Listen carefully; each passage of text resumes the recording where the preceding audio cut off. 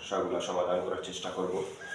তো এখানে একটা সমস্যা দেওয়া আছে যে বার্ষিক শতকরা কত মুনাফা। 3000 টাকার 5 বছরে মুনাফা 1500 টাকা হবে। তো এখানে আমরা যে কোনো সমস্যা সমাধানের আগে প্রথমে আমরা নোট করে ফেলবো। কি নোট করবো? যা যা দেওয়া আছে তা সেইগুলো লিখবো, তারপরে যেই মানটা নাই বা যেই সংখ্যাটা নাই ওই সংখ্যাটা আইডেন্টিফাই করার চেষ্টা করবো। সেখানে আমরা দেখতে পাই যে টাকার দেওয়া আছে 3000 টাকা। কোথাও যদি কোনো সংখ্যার পিছনে টাকার দেওয়া থাকে, টাকা না শুধু যদি টাকা থাকলে হবে না, যদি বলে যে 3000 টাকার, টাকার মানে ওইটা আসলে মূলধন বা আসলকে বোঝাচ্ছে। তাহলে টাকার মানে মূলধন বা আসলকে আমরা জানি পি আমরা লিখতে পারি 3000 টাকা। তারপরে বছর তো সবাই চিনি, আইডেন্টিফাই করতে পারবা যে 5 বছরের, তাহলে সময় দেওয়া আছে এম 5 বছর। তারপরে দেওয়া আছে যে 5 বছরে 3000 টাকার মুনাফা হবে 1500 টাকা। তো মুনাফা আমরা জানি, মুনাফা কি আয় দ্বারা প্রকাশ করা হয়, তাহলে মুনাফা কত? 1500 টাকা। তাহলে আমরা একটা সূত্র জানি,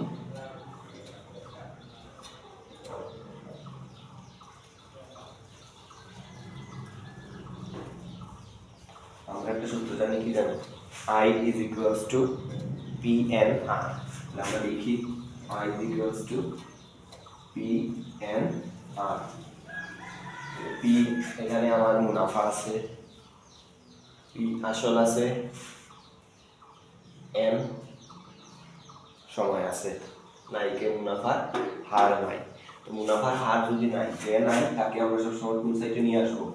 বাম সাইডে নিয়ে আসবো। তো বাম সাইডে এটাকে যদি এই সাইডে রাখি, তাহলে এই সংখ্যাগুলো, এই যে দুইটা সংখ্যা, এই দুইটা সংখ্যা কি হবে? এদিকে গুণ অবস্থায় আছে, যদি সাইড চেঞ্জ করি তাহলে এটা এই সাইডে আসে ভাগ হয়ে যাবে, I by PM, I by PM হয়ে যাবে। তাহলে এখন যদি আমরা মান বসাই তাহলে এই সমস্যার আমরা সমাধান বা উত্তরটা পেয়ে যাব। তাহলে এখানে মান বসাইতে হলে আরেকটা জিনিস খেয়াল রাখতে হবে, যখন আমরা মুনাফার হার লিখব, তো মুনাফার হার আমরা সবসময় পার্সেন্টে প্রকাশ করি। তাহলে এখানে কিন্তু আমরা পার্সেন্টে প্রকাশ করি নাই, এখানে লিখছি পার্সেন্ট, লিখি নাই। তখন যেহেতু লিখি নাই, আমরা জানি যে কোনো একটা সংখ্যারে মানে এই পার্সেন্টকে যদি উঠাই দিতে চাই তাহলে 100কে ভাগ করতে হবে, পার্সেন্টকে 100 দ্বারা ভাগ করতে হবে। আর যদি বসাইতে চাই, এটাকে নিয়ে আসতে চাই, তাহলে 100 দ্বারা গুণ করতে হবে। তাহলে সবসময় মনে রাখবো, যেখানে মুনাফার হার পার্সেন্টকে আনতে চাচ্ছি, আমরা তো নির্ণয় করতে চাচ্ছি, তখন এখানে পার্সেন্টকে আনার জন্য এখানে এক্সট্রা একটা 100 দ্বারা গুণ করব। সব অঙ্কে সবসময় এটা মনে রাখতে হবে, মুনাফার হার থাকলে 100 দ্বারা গুণ করতে হবে। মুনাফা আছে 1500 টাকা, আর এই 100টা মুনাফার হারের পার্সেন্টের 100, আর নিচে আসল কত আছে? 3000 টাকা, আর সময় আছে 5 বছর। এখন আমরা কি করব? উপর নিচে বাদ দেব। এই 1500 দ্বারা যদি এটাকে কাটি তাহলে হবে 2, 5 দ্বারা 100কে কাটলে হবে 20, 2 দ্বারা 20কে কাটলে হবে 10, মানে 10%। এই পার্সেন্ট কিভাবে আসলো? এই মুনাফার হারের জন্য 100 দ্বারা গুণ করেছিলাম, তাই এখানে পার্সেন্ট আসছে, সরাসরি চলে আসছে। আশা করি সবাই বুঝতে পারছো। এই অঙ্কটার সমাধান এটাই, যে বলছে শতকরা বার্ষিক কত। যদি প্রশ্নে প্রথমেই লেখা থাকে, শতকরা লেখা থাকে, তাহলে যেটাই থাকবে ওইটা হবে মুনাফার হার। শতকরা লেখা থাকলে ওইটা সবসময় কি হবে? মুনাফার হার। তো মুনাফার হার আমরা নির্ণয় করে ফেলছি।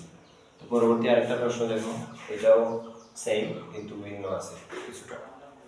যে বলা আছে শতকরা বার্ষিক মুনাফার হার 8 ভাগে 8 সমস্ত 2 ভাগের 1, আর টাকায় মুনাফা শতকরা বার্ষিক 8 সমস্ত 2 ভাগের 1 টাকা মুনাফায় কত টাকার 6 বছরে মুনাফা 2550 টাকা হবে। তাহলে এখানে কত টাকা, মানে কে নাই? আসল নাই। আবার এখানে আমরা নোট করবো, কে কে আছে আমরা এগুলা লিখে ফেলবো, আর এটা না এটা নির্ণয় করবো। তাহলে প্রথমে কে কে আছে আমরা দেখি, এতে মুনাফার হার আছে সমস্ত 2 ভাগের %। আর কে আছে? দেখাই।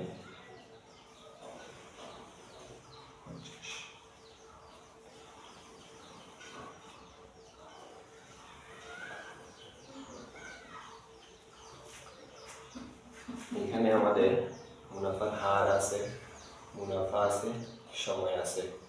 তো আমরা একটা সূত্র জানি,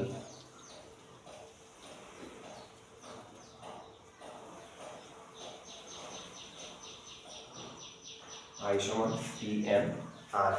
এই সূত্রে আই আছে, এন আছে, আর আছে, নাইকে পি। পি কে যদি নির্ণয় করতে চাই তাহলে পি কে বাম সাইডে নিয়ে আসবো, আর এই দুইটা সাইড চেঞ্জ করলে নিচে গিয়ে ভাগ হয়ে যাবে।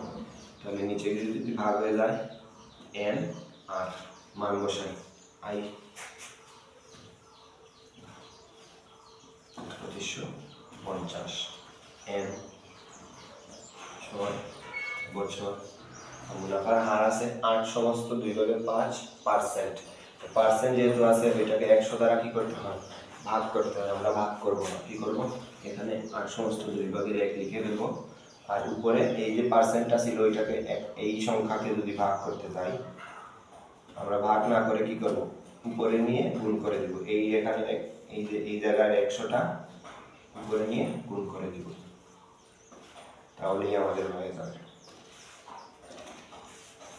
এটা ক্যালকুলেশন করে তোমরা করো, এটা ক্যালকুলেশন তোমরা নিজে নিজে চেষ্টা করো। আশা করি সবাই পারবে। আশা করি এই অঙ্কগুলো বুঝতে পারছো। পরবর্তী ভিডিওতে আমরা পূর্বের ভিডিওতে I = PNR দিয়ে একটা অঙ্ক দেখছিলাম। এখন আমরা এই সেম নিয়মে অন্যান্য অঙ্কগুলো